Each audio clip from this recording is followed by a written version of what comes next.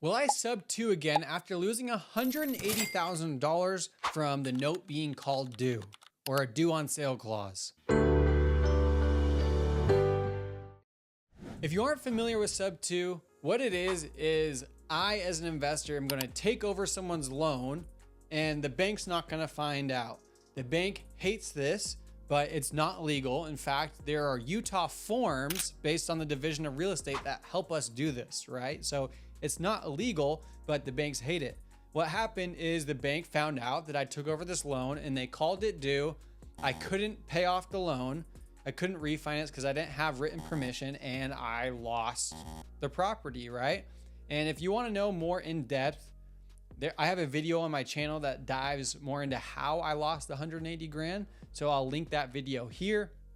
But now the question is, will I do another SubTo deal? So you're gonna have to stick till the end. I'm gonna dive through this process and I will tell you if I will do another SubTo deal or not. So the hard part with SubTo is that people see these videos and they think it's a lot simpler than it is, right? Like I just described SubTo, you take over someone's loan, cool, easy, take your 3% interest rate, you cash flow. Well, there's a lot more intricacies, right? And that's what the goal of today's video is. I want you to be a little bit more aware of the risks of SubTo. And then you can decide if you would do SubTo, and then I will tell you if I still plan on doing SubTo. So I'm going to dive into the 3 reasons why I feel like my deal went south. Number 1, I did not have a title company that had my best interest in mind, nor do I feel like they knew creative financing very well at all. Now in Utah, there's 2 creative finance title reps that I trust a ton that I send everything to.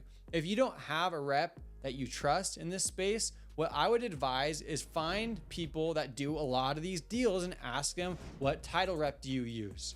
It's super simple. If you don't know who does them, go in a Facebook group and ask these questions, right? There's a lot of resources in 2024 that you can utilize to find these reps. Another note I'll say is a lot of these reps will say that they are experts in creative finance, but the reality is that they're not. So don't trust the actual rep. Find someone that does a lot of these deals, like an investor themselves, and get their recommendation. That's my opinion. Number 2, another reason why I feel like I lost my 180 grand on the SubTo deal is that I didn't do proper due diligence. I know I didn't do proper due diligence. And so what I wish I would have done is if I had a creative finance expert to shoot my ideas back and forth with back in the day, they would probably have a better idea of what was happening and say, hey, stay away from that deal specifically. And that leads me to number 3. When you're taking over a loan, you gotta be cautious of what loan you're taking over. Now, specifically, never, ever, ever take on a low income down payment assistance program. That is a nightmare waiting to happen. In this case, I took over a Utah housing loan and they called the note due, just like they do almost every time a Utah housing loan is taken over. The concept is that they are tracking these loans a lot closer when it's for low income. I didn't know that I was taking over low income loan at the time. And so how do you protect yourself against that? Well, going back to number 1, if you have a good title rep, they can help you figure out those things. They can look into it and see what kind of loan you're taking over and what they advise. So that's my 2 cents. Now the question is, would I ever do a SubTo deal again? The answer is yes, and here's why. Because of what I now know in SubTo, I'm a lot more strict about what deals I'm taking on. I'm very cautious about what loan I'm taking on. I'm a lot more cautious of what area, etc. If it's a clean deal and it's SubTo and it's a low down payment, then I'm all over it. I have the team in place. I have my title reps. I have the ways that I can do proper due diligence.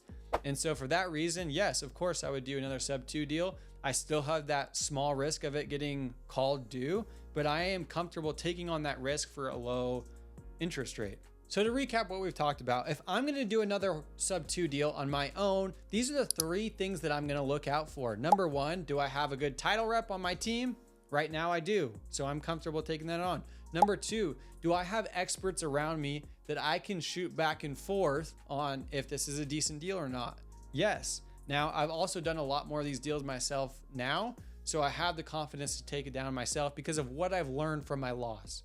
Talking to attorneys, talking to other investors, I've learned a ton And I would consider myself an expert now because of how many deals I've done since that loss. Now, number 3, make sure you are aware of what loan you're taking over and that your title rep has confidence in it. If I can check those 3 boxes, yes, I will do a SubTo deal, and I still look out for them. I hope that you learned something from today's video. I would love to see you subscribe, comment, wherever I can help. I'm genuine about trying to help other people. It's one of my passions, is seeing people grow. So make sure you reach out. I'd love to help wherever I can.